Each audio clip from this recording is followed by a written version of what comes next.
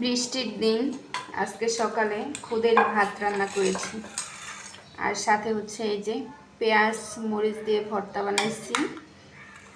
এটা হচ্ছে চিংড়ি মাছের মাথার ভর্তা বানাইছি।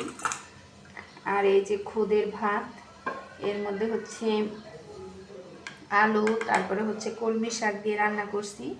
আর একটা হচ্ছে এই যে দিয়ে দিচ্ছি এই যে রসুন।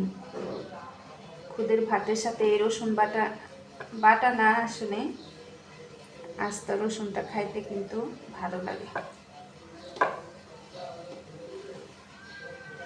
আর এই ভাতের সাথে এই যে আবার মরিচও দিছি, পাকা পাকা টসটসে ঝাল মরিচ, একেবারে অনেক ঝাল করে তারপর হচ্ছে ভাত খাবো। তো কার কার খুদের ভাত পছন্দ অবশ্যই বলবেন, আমার কিন্তু খুবই ভালো লাগে। আর এখন এই যে এই ভাতটা খেতে অনেক বেশি মজা লাগবে।